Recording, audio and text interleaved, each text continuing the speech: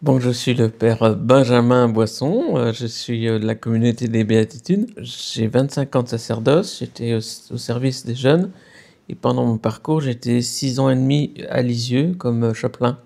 C'est là que j'ai appris un peu à mieux connaître Sainte Thérèse de Lisieux et Saint Louis-Élie Martin. Voilà, dans ce livre donc sur Sainte Thérèse, je me suis rendu compte que le pape François avait écrit donc un texte il y a 2 ans sur elle, une exhortation apostolique. Et dans le texte, il parlait au moins une dizaine de fois de la simplicité de Sainte Thérèse. Alors j'ai cherché un peu en quoi Sainte Thérèse était simple et je me suis rendu compte que je ne connaissais pas vraiment cette simplicité de Sainte Thérèse. Je l'ai découverte.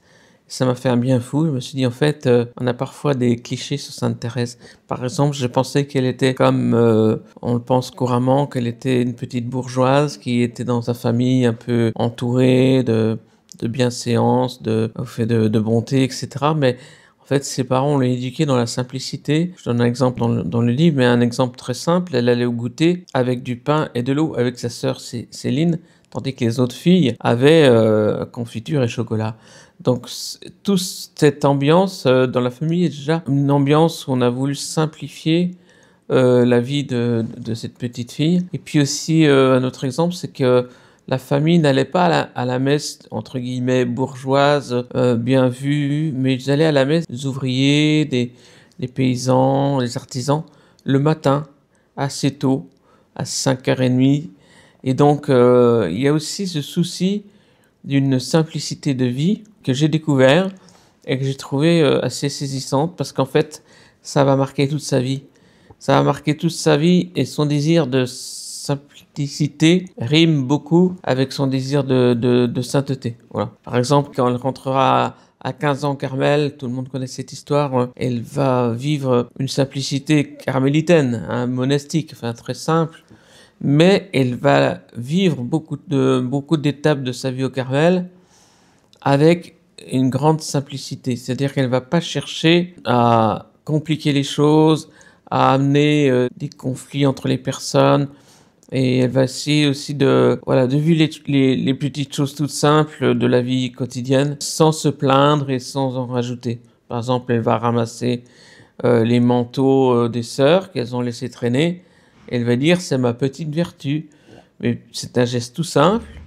Et pour elle, ça a une dimension spirituelle. Et donc, toute sa vie au Carmel va être marquée par cette simplicité. Quand elle sera malade à la fin de sa vie, dans son infirmerie, elle aura toujours des paroles très simples. Aussi, un moment, lorsqu'elle va être co-responsable ou sous-responsable des novices, c'est-à-dire des jeunes qui entrent dans le Carmel, elle va toujours chercher la simplicité. Elle va dire, je refuse la feintise, parce que c'est vrai que quand on est en communauté, on peut feindre un état, on peut feindre une façon d'être. Ce qu'elle cherchait dans ces jeunes recrues, c'est vraiment une simplicité. Quand tu dis quelque chose, c'est vrai, c'est simple, et ce n'est pas alambiqué par telle ou telle façon de faire ou façon de penser. Cette simplicité, elle l'avait au cœur et au corps. Alors ce qui est très connu chez Sainte Thérèse, c'est sa manière de prier. Jésus et Marie, d'abord, elle les tutoie. Elle dit tu, mon frère bien-aimé, tu es mon frère bien-aimé, Jésus, tu es ma vie, etc. Ce qui est tout à fait novateur à l'époque. Et même après, beaucoup de gens ont continué à vous voyer, le Père, le Fils, Saint-Esprit, la Vierge Marie. Je vous salue Marie, ça resté très longtemps. Et même encore aujourd'hui, beaucoup de gens ont une relation, non pas affectueuse comme elle l'avait, mais une relation respectueuse. L'un n'empêche pas l'autre, c'est pas un jugement, mais pour dire que pour elle, elle a une relation simple. Tu es mon copain, tu es mon ami, mon divin petit frère, donc tu es proche de moi. Et donc elle donne déjà une leçon de simplification dans sa relation à Dieu. Il ne faut pas considérer que c'est compliqué de comprendre Dieu ou de lui parler. C'est très simple. Il faut être dans cet esprit, d'état d'esprit dont j'explique dans le livre, que Dieu est simple et que c'est nous qui l'avons compliqué. Dieu est la simplicité même. Donc pour pouvoir rentrer en communication avec Dieu, si tu veux, il faut acquérir cette façon d'être simple devant lui. Si tu es en colère, tu es en colère. Tu ne vas pas te jouer un rôle en rentrant dans l'église en disant « Seigneur Jésus, au nom du Père, du Fils ». Voilà. Et par exemple, Thérèse, Elle dira j'ai beaucoup de mal à faire le chapelet, la répétition en communauté, mais quand je suis toute seule, simplement je dis Notre Père qui est aux cieux avec mes mots à moi, enfin, c'est-à-dire avec son ressenti personnel. Ça, c'est la première chose. La deuxième chose, c'est que nos actes doivent être simples. C'est-à-dire qu'on fait quelque chose avec un simple but, et pas 36, d'aider l'autre, de le soutenir, de montrer de l'affection, le rendre service, mais sans chercher midi à 14h ce qu'on va ressentir, ce qu'il va ressentir, pourquoi on le fait, comment on le fait. On le fait, c'est tout. Voilà, c'est ça la simplicité de l'acte, la simplicité de l'action. Je le fais parce que je le fais. Voilà. Troisième chose pour laquelle elle peut nous aider, c'est la simplification matérielle. Parce qu'aujourd'hui, on est dans un monde où on a beaucoup de choses, et les choses nous possèdent. On a parfois beaucoup d'amis, on a besoin de beaucoup de connexions avec les gens, on a besoin de beaucoup de... Souvent dans les réseaux sociaux, il faut avoir beaucoup de followers, beaucoup d'abonnés, etc. Une sorte de communauté virtuelle, ou même une communauté qui nous entoure, qui nous côtoie, qui nous soutient, qui nous aide.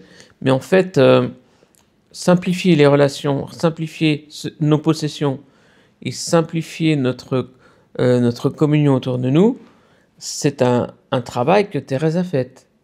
Hein. Le jour de son enterrement, il n'y avait pas foule. Hein. Elle n'était pas tellement connue. Il y avait 30 personnes à son enterrement, qui s'est fait au cimetière de Lisieux, et non pas au Carmel. Donc c'était vraiment tout petit, un peu dénué, un peu simple. Voilà.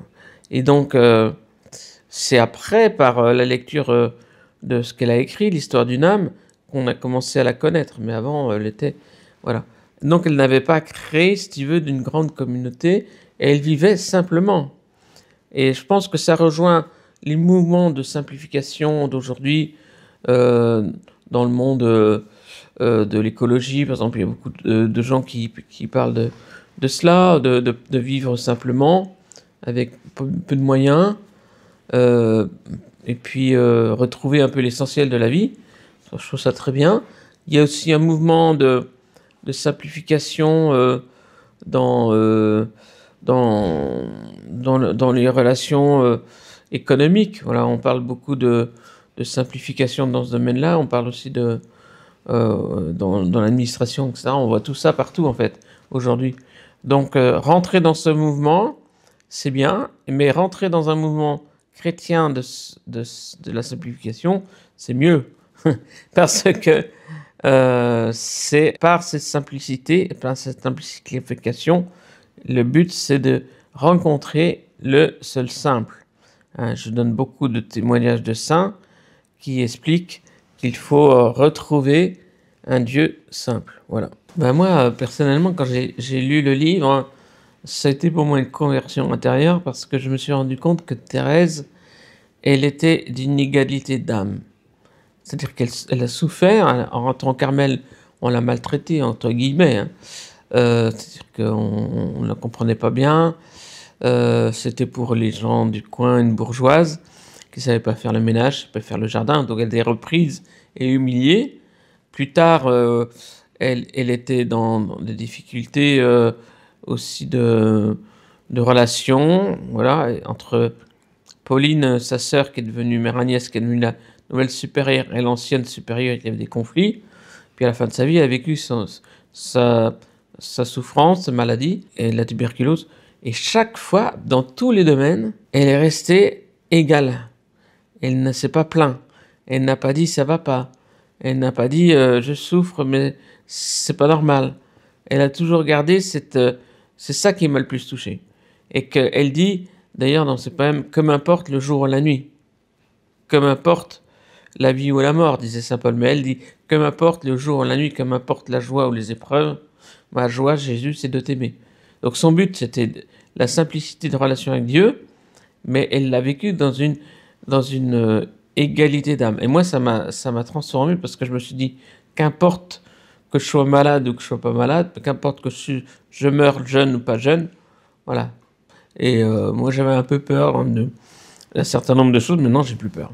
Parce que je dis l'égalité d'âme, qu'importe ce qui passe.